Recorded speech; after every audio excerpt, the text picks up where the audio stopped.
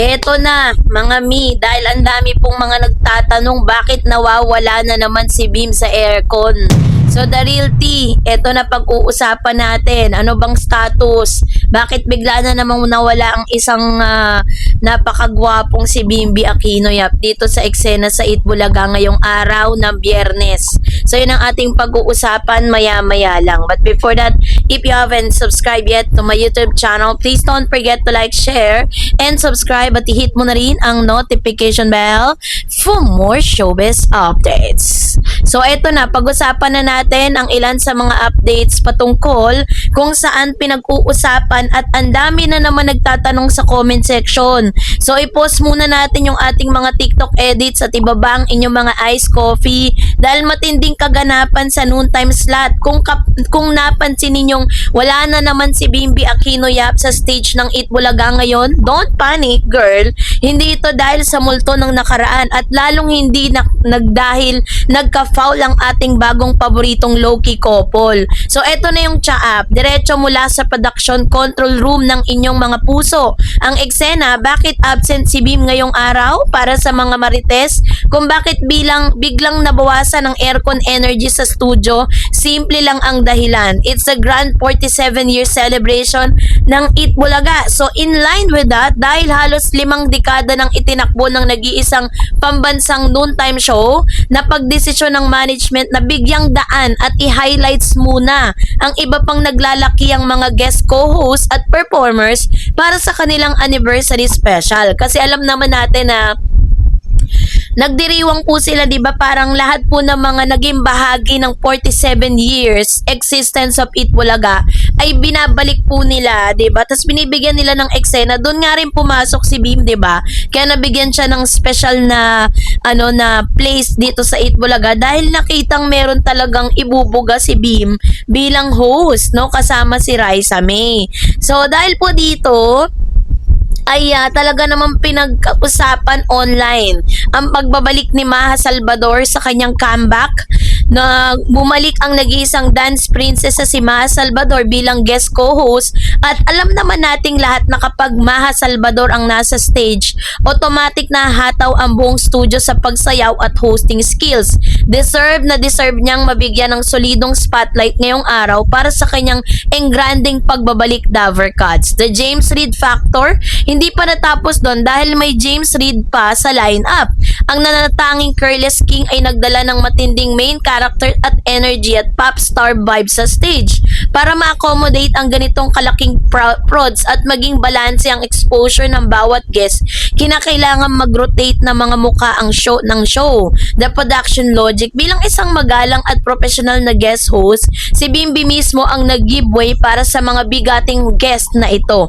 It's all about giving chance to other para ma-highlights ang iba't ibang mukha ng industriya sa pagdiriwang ng 47th year anniversary. Kaya kalma lang. Hindi siya tinanggal at hindi siya nag-resign, okay? Don't worry, ang Maybe Connection ay solid at hindi mapuputol. Para naman sa mga miyembro ng Maybe Shippers Association na kasalukuyang umiiyak sa gilid dahil walang panibagong interaction sa live TV, huminga kayo ng malalim dahil ligtas ang bangka natin. Kahit wala si Bimby sa screen ngayon, hindi ibig sabihin na tapos na ang kanilang kabanata. Sa katunayan nga na ang distansya na ito ay nagpapatunay lang kung gaano ka-organic at kung ano man ang namamagitan sa kanila sa likod ng camera. So ito yung tatlong matitinding dahilan kung bakit hindi dapat kayo ma-stress, 'di ba? Siyempre yung number 1, yung the low-key connection era. Sa henerasyon ng Gen Z, hindi ibig sabihin na kapag hindi kayo magkasama sa isang TikTok live o sa isang TV frame, wala nang ganap. Ang totoong plot twist ay madalas nangyayari sa mga DMs, iMessage, at mga pribadong tawag dahil sa matinding pundasyon sa sinimulan ni Bimby mula noong surpresahin niya si 21st birthday si Raisa noong June. Mas lumalim pa ang kanilang komunikasyon na malayo sa mata ng mga bashers. Dalawang wardrobe stylist sa likod ng eksena, wag nating kakalimutan na mismong ang Queen of All Media na si Mami Chris Aquino ang nagdeklara na siya ay personal na stylist at tagabili ng damit ni Raisa May. Kung ang pamilya ni mismo ni Bimby ay hands-on pa rin sa pag-aalaga sa image ni Aling Maliit, at ni Mr. Bimbi, malinaw pa sa sikat ng araw na bahagi na sila ng buhay ng isa't isa. May taping man sila o wala, the not yet and no ate guarantee. Tandaan natin na ang mga naunang resibo ay na ayaw ni Bimbi na tawagin siyang ate ni Raisa at sumagot or tawagin niya si Raisa na ate at sumabog din ang matapang na not yet nang tanungin kung sila na. Ang isang lalaking may ganyang kalinaw na intensyon ay hindi basta-basta susuko dahil lang hindi sila magkasama sa isang episode ng noontime show. Mas lalo pa lang nitong pinapanatili ang pananabik o tinatawag na anticipation factor or summary. Ang pag-ikot ng 47th anniversary line-up para mas madali nating maiwanan sa iba na kung bakit ganito ang takbo ng show ngayon. Ito ang mabilisang breakdown ang naging desisyon ng produksyon. Sitwasyon at dahilan, epekto ng maybe status Bimbi is absent today. Binigyan daan ng malaking anniversary prod sina Ma Salvador at James Reid. Safe, walang foul, nag-rotate lang tayo ng mga guest host. 47th anniversary special, mas maraming sorpresa, throwback segments na kinakailangan tutukan ng mga regular hosts. Protected, mas may oras si Nabim at Raisa na mag-usap ng walang camera. Pressures, di ba? Or hindi sila kailangan ma-pressure. So, yung netizen, naging sentiment po sila, hinahanap-hanap nila si Bim na nagpapatunay na mataas ang stronger at stronger ang na-demand, no? Ang pagkamis sa mga tao kay Bim ay indikasyon na buhay ang maybe fever.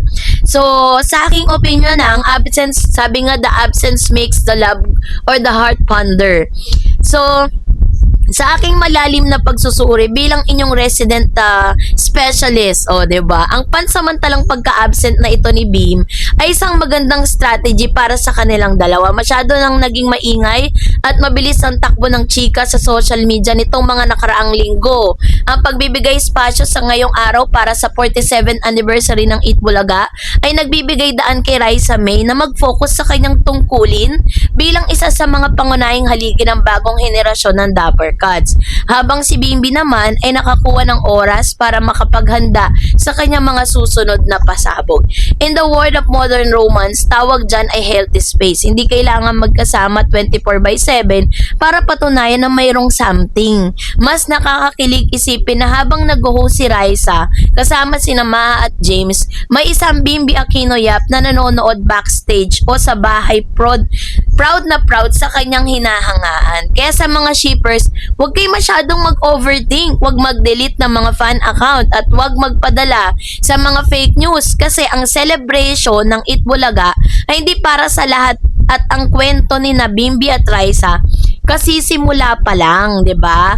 Kaya nagsisimula pa lang silang maglayag. So abangan lang natin ang kanilang susunod na pagsasama na tiyak na wawasak na naman sa internet. Kaya girl, itaas ang iyong mga banner, patuloy ang pag-stream at happy 47 years sa Eat Bulaga.